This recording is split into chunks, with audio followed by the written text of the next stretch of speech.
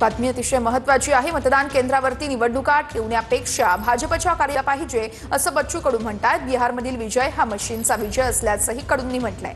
जनतेचा कौल की मशीनची कामगिरी यात स्पष्टता नाहीये। बिहार निवडणुकीच्या निकालावरती बच्चू कडूंची ही प्रतिक्रिया आहे। मधला आणि त्यातली पारदर्शकता नसल्यामुळे अजूनही स्पष्टता नेमका जनतेचा कौल आहे का मशीनची कामगिरी आहे का। आता मतदान केंद्रावर निवडणुका ठेवल्यापेक्षा मतदान भाजपच्या कार्यालयात ठेवायला पाहिजे। हा विजय मशीनचाच विजय आहे, दुसरं का।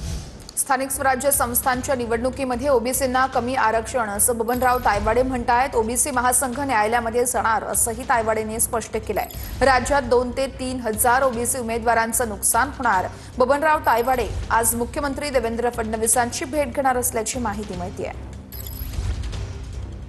ज्या काही सोडत निघाल्या असतील ज्या महानगरपालिकेच्या का किंवा पुढे जिल्हा परिषदच्या सोडत निघतील, ह्या सोडत निघत असताना पहिले हा आदेश दुरुस्त करावा।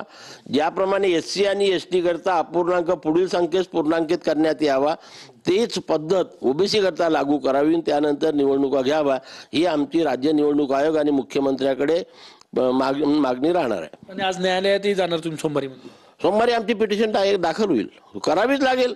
म्हणजे आतापर्यंत आपण असं म्हणतो की सरकार ओबीसी वरती अन्याय करते, आता तर राज्य निवडणूक आयोगही ओबीसी वरती अन्याय करायला लागलेला आहे।